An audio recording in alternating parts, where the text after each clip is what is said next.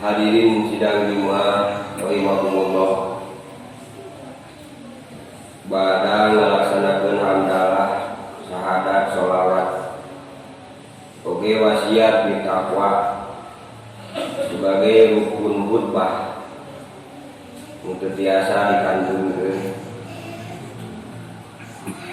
Kewajiban wati oge nyampaikeun ayatun muhkimatun, ayat yang bisa memberikan paham kepada jamaah sebagai wujud kurikulum pendidikan umum yang diwajibkan oleh Rasulullah. Setiap mukmin yang balik wajib mendapatkan per minggu arahan langsung dari Allah Subhanahu wa Ta'ala yang berupa wahyu, yang kemudian direalisasikan di hari berikutnya, dievaluasi deui dina Jumat berikutnya, sehingga pantas ma baina Jumat wa Jumat kifarah, antara Jumat dan Jumat jadi kifarah karena dosa, nutupan karena dosa. Oke, melengkapi program-program real, baik sosial, ekonomi dan sebagainya. Idealnya seperti itu. Dina pesan khutbah ayeuna sebagaimana yang dicarioskeun sebelumnya, bahwa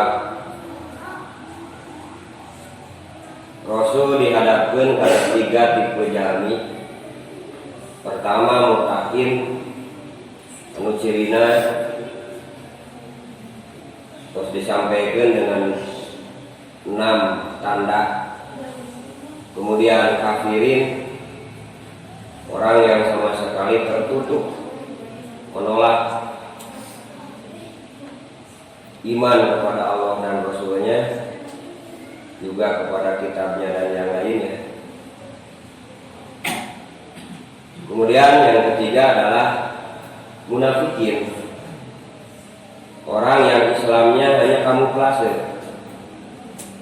hanya di dalam casingnya, sementara hatinya tidak. Nah, tipe kedua dibahas di surat Al-Baqarah ayat 6 sampai 7 dan tidak terlalu banyak diceritakan, yaitu manana walau alam bimurodi, sungguhnya jama-jama kafir, orang-orang kafir, sarua wae eta jama kafir, anjeun Muhammad mere indar, mere peringatan, atawa teu mere peringatan, anger layu minum teu iman. Nah, ayat ieu menjelaskan bahwa puncak taufik jeung hidayah itu di Allah. Tugas mukmin secara umum, mubaligh, pendakwah, oge para khususna para rasul, para anbiya, adalah bagaimana menyampaikan. Jadi tidak menghitung apakah diterima atau tidak, karena yang dicatat ku Allah adalah dokumentasi sikap terhadap orang-orang tersebut. Contoh, orang boga budak, tak lain wujud budakna lu bakal jadi dangdanan teh. Tapi sejauh mana orang mateakeun budak, mateakeun murang kali, sehingga pagawean orang mendidik dan sebagainya, merintah ngalatih kaita murang kali teh, tak eta nu bakal jadi dokumentasi. Atawa dicontoh di Nabi Kan'an jeung Nabi Nuh. Lamun ningali wujud Kan'an sampai ancaman Allah tiba yaitu berupa banjir, Kan'an sama sekali teu iman, teu ngiluan ka Nabi Nuh. Talamun dek ditingali wujud budakna dumeh teu iman Kan'an, tangtuna bakal berpengaruh karena kualitas Nabi Nuh. Tapi faktana ku Allah tetep bae Nabi Nuh sebagai nabi dan sebagai rasul yang dilebetkeun kana surga Allah, yang menang ridho Allah. Nah, margina yang dicatat oleh Allah kepada Nabi Nuh itu asal dokumentasi Nabi Nuh sejauh mana mapagahan, ngadawahan, seseepan baraha kabudakna. Ngaran Rasul mah wajib cablek sok sanajan kabatur. Nah, hartosna hidup urang di dunia teh bagaimana sebanyak-banyaknya dengan peluang jeung potensi nu aya, nyeun sabanyak-banyaknya asal tapak lacak dokumentasi sehingga aya sampeureun jaga dieuma jasa warisan.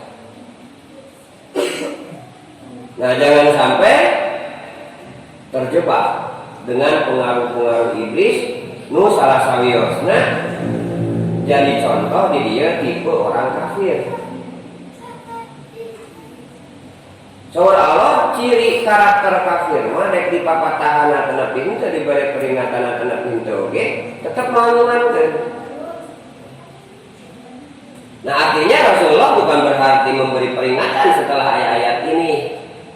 Abaya da cek Allah oge teu ma iman geus antep tong didakwahan, bukan seperti itu.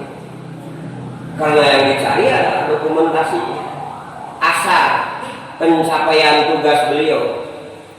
Dan adapun dia yu'minun atau nabi la yu'minun, mengimankan atau tidak, itu kembali wa ilaika masih berserahkan kepada Allah Subhanahu wa taala. Apalagi hidup di zaman ayeuna. Hadirin sidang Jumat rahimakumullah. Godaan ka urang teh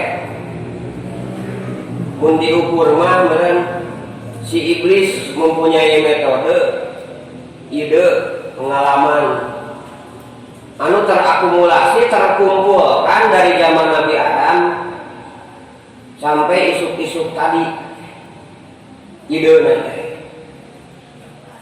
Sementara ke orang mukmin, Rasul tos teu aya deui, Nabi tos teu aya deui, para ulama, para aulia geus meninggal sadayana. Para tokoh, para kiai sedikit-sedikit diambil oleh Allah Subhanahu wa taala. Sementara si iblis paehna teh dina poe kiamat. Hartosna teh dimiti pengalaman, ide, cara, teknis, metode pikeun ngaruksak akidah jelema. Ngaruksak syariat jelema. Kumpulan dari zaman Nabi Adam pengalaman anu mawi salat oge ku Allah dibedakeun ke umat Rasulullah. Mun nabi-nabi kakungkur salatna sapoe sapeuting teh mung sakali. Tapi umat Nabi Muhammad mah sampai 5 kali. Bahkan asalna mah dina riwayat Isra Mi'raj 50 kali. Nah, kalau dari sisi godaan tadi, ya saking dahsyatna iblis ngagoda.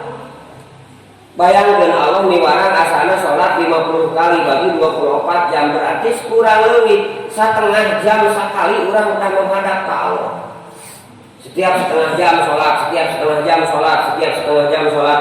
Ini membuktikan bahwa betapa dahsyatnya godaan iblis sehingga orang mendekatkan diri ke Allah kudu setengah jam sekali.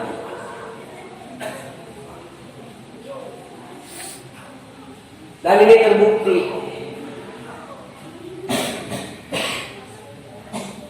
Kadang jelema dengan logika anu saeutik bisa runtag akidahna. Karena cenah cek internet, karena cenah cek YouTube. Padahal cenah anu bisa dipertanggungjawabkeun adalah informasi tina Al-Qur'an. Jadi setiap manusia punya rujukan, punya referensi, dek aliran mamana oge. ngan ayat cek Rasul kemudian ti Allah, ayat cek tokoh anu berkubuh jeung lain di Allah. Tinggal nanya karena diri referensi mana yang akan diambil. Maka ketika orang mukmin kuat menerima Al-Quran sebagai imam wa hukma pedoman hidupnya, maka karaktermu tadi insya Allah bakal lebih, bakal terus menambah keimanan. Lain si gajah mah kafir di papatahan anak ente tetap layu minum terima. Sokomo karena ayat anu berikutnya nu kudu ditaudan kurang lantaran Allah nyarios khatamallahu ala qulubihim wa ala sam'ihim wa ala absarihim bisawah wa lahum adzabun alim. Pertama jama kafir geus ditempel hatena moal iman ku Allah langsung. Kadua ditempel ceurina mu ngadengikeun kana papatah, alim ngadengikeun kana nasihat, ti saha wae oge. Katilu ditutupan panona sehingga melihat kesenjangan sosial, sehingga melihat ketuhanan ideologi diacak-acak, sehingga melihat keadilan menjadi kejailan, beradab menjadi biadab. Geus teu katingali ku panona. Nu aya dina pangkolak panona adalah kepentinganna. Nu aya dina pangkolak panona adalah bagaimana nyumponan syahwat jeung nafsuna. Lamun geus kitu bahaya, kaituna walahum adzabun alim. Bereta jelema-jelema bakal diberi siksa. Anu bahasana di dia adim. Adim teh biasa nama kepada sesuatu yang bagus, tapi ieu mah siksa anu agungna. Bayangkeun ieu bahasa ironisme dari Allah Subhanahu wa taala yang sangat dalam. Para hadirin sidang Jumat rahimakumullah. Sebagai mukmin nu kudu miara kaimananna, hati-hati bisi karakter alladzina kafaru musuh ka urang. Sabab sakali deui iblis teh loba ideuna.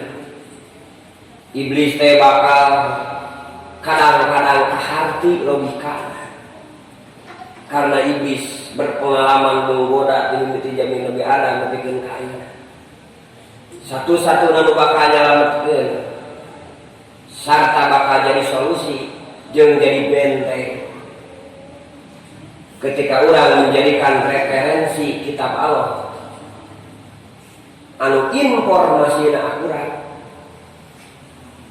anu keutuhanana secara ilmiah, secara sejarah bisa dibuktikan. Mudah-mudahan urang sadayana di penghujung zaman tetap dilindungi ku Allah Subhanahu wa taala sehingga tetap melaksanakan keislaman jeung keimanan urang, oge terutama eta keimanan jeung keislaman sing kacanak anu sampurna dina detik-detik urang narima ajal ti Allah Subhanahu wa taala sehingga urang keadaan dalam husnul khotimah. Hadani Allah wa iyyakum ajmain. Fa in tawallaw fa hasbiyallah la ilaha illa huwa alaihi tawakkaltu wa huwa rabbul